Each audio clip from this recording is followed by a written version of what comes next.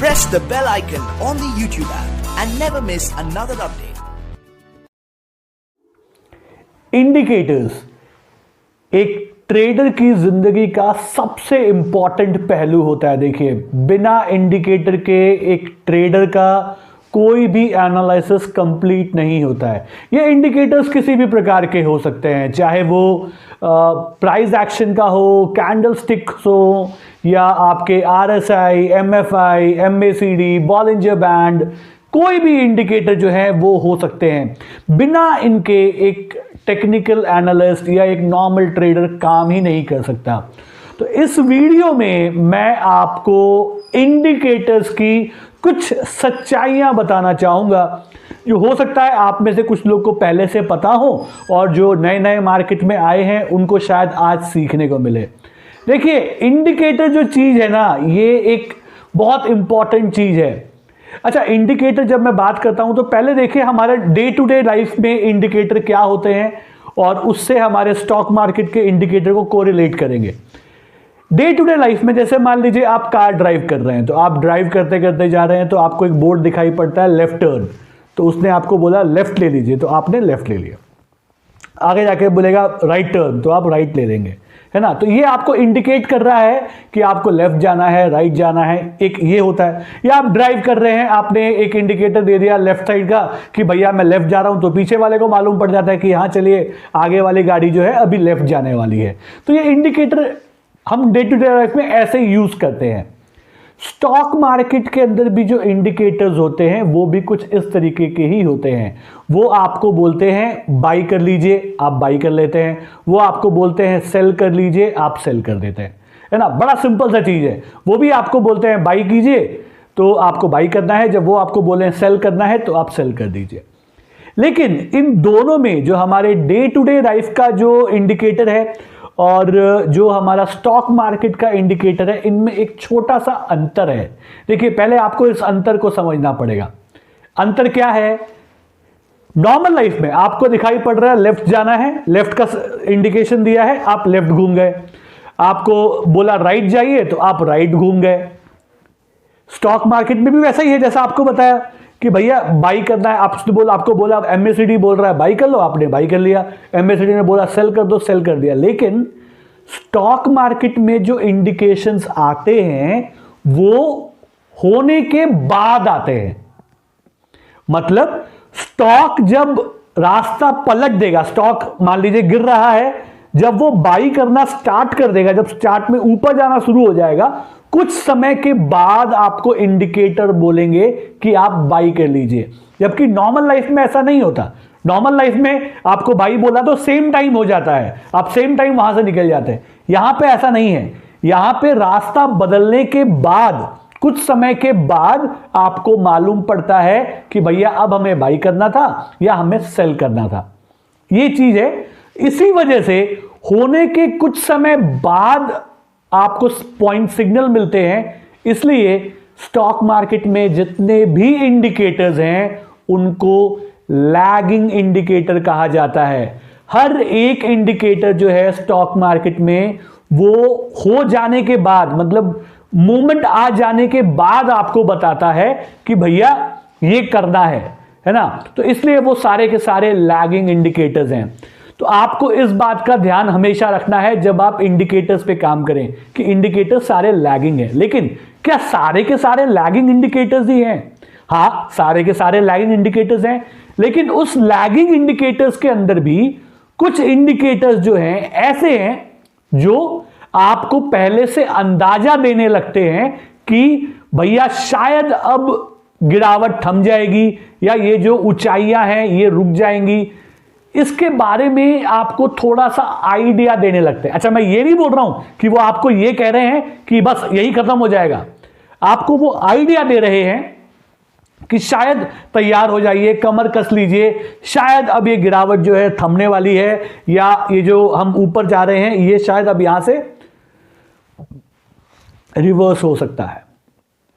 उनको हम बोलते हैं लीडिंग इंडिकेटर्स। लीडिंग इंडिकेटर्स जो आपको पहले से थोड़ा सा एक आइडिया दे दे, है ना, जो थोड़ा सा आइडिया दे दे।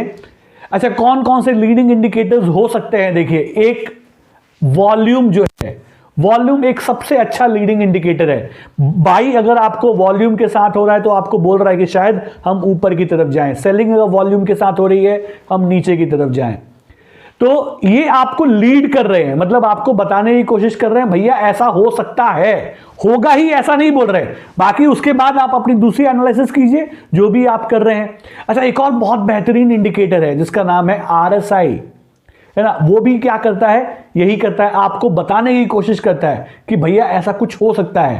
पैराबोलिक SAR आपको बताने की कोशिश करता है कि शायद कुछ ऐसा हो सकता है। तो आपको इन सारे इंडिकेटर्स के ऊपर थोड़ी सी नजर देखिए आपको रखनी पड़ेगी। अच्छा, जब हम गाड़ी चलाते हैं डे टू डे लाइफ में, मान लीजिए मैं एक ड्राइवर हूं, मैं गाड़ी चला रहा हूं।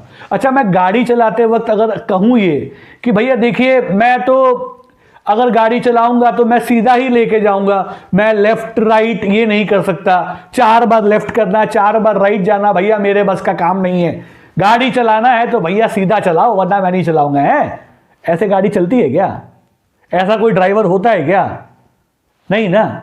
सेम वे आप अगर ये सोचोगे भैया मैं एक बार बाई ले लूं और बाई लेने के बाद भैया वहीं से मार्केट सीधा चलता जाए चलता जाए चलता जाए, आप तो गलत सोच रहे हो ना सर। बहुत बार आपके इंडिकेटर्स में ऐसा होगा, आपको वो बाई करने को बोलेगा, आप बाई करेंगे आपको लॉस हो जाएगा, वो सेल कर देगा, फिर आप सेल करोगे फिर वो बाई कर देगा, फिर आपको सेल करने को बोलेगा फिर आप बाई करोगे, बस यही करते रहोगे।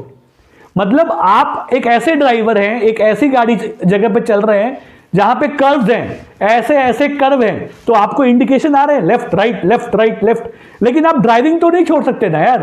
अगर छोड़ दोगे तो क्या होगा, आपका एक्सीडेंट हो जाएगा। आपको तो ड्राइव करना है और उसके बाद फिर आप यकीन मानिए आपको एक रोड ऐसा मिलेगा जो बहुत लंबा मिलेगा, स्ट्रेट रोड मिल जाएगा, नेशनल हाईवे की तरह एकदम लंबा रोड, और उसमें आप आराम से गाड़ी ले जाएंगे। सेम वे होता है इंडिकेटर के साथ। आपको एक बार बाई बोला, आपने बाई किया, आपको फिर उसने बोल दिया सेल, आपको थोड़ा सा लॉस हो गया, फिर आपने वापस बाई बोला, फिर आपने बाई किया, जैसे ही आपने बाई किया फिर सेल बोल दिया, आपको फिर लॉस हो गया।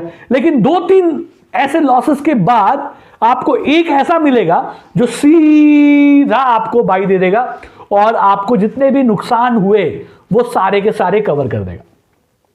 तो इंडिकेटर्स का देखिए ये एक काम करने का तरीका है, इंडिकेटर्स ऐसे ही काम करते हैं। तो अगर आप ट्रेडर हैं तो आप ये तो बिल्कुल मत सोचिए कि मैं कोई ऐसा इंडिकेटर ढूंढ लूंगा जो मुझे हमेशा ऐसा ही बताएगा, सीधा कोई नहीं मिलने वाला आपको।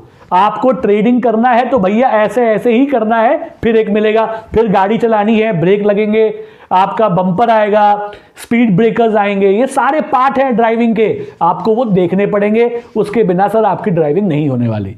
सेम वे ट्रेडिंग के अंदर भी ये सारे जो इंडिकेटर्स हैं आपको यूज करने पड़ेंगे, चाहे आप कोई भी यूज करें, सुपर ट्रेंड देखें, MACD देखें, जिस पे भी काम कर रहे हैं, आपको थोड़े बहुत हिकअप्स तो मिलने वाले हैं लाइफ में, आपको वो झेलने पड़ेंगे। ठीक है, चलिए, जैसे मैं आपको बताया था लीडिंग इंडिकेटर्स के बारे में, तो कुछ इंडिकेटर्स ऐसे हैं जो आपको पहले बता देते हैं। जैसे RSI के बारे में मैंने आपको बताया, रिलेटिव स्ट्रेंथ इंडेक्स, एक स्टॉक है जिसका नाम है बायोकॉन, एक स्टॉक है जिसका नाम है बायोकॉन।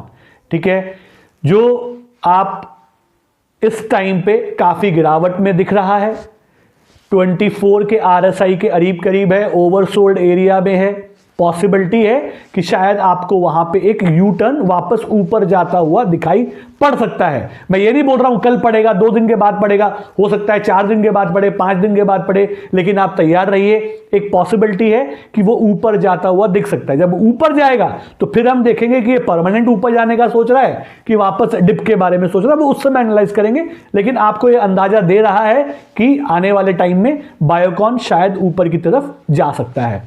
ठीक है, तो इस चीज को ध्यान रखें। अच्छा, निफ्टी की एनालिसिस की बात करें तो मैं कल या परसों उस पर एक वीडियो बनाऊंगा, जो निफ्टी में गिरावट हो रही है कहां तक जा सकती है, तो उसको भी जरूर देखिएगा। तो आज के लिए इतना ही।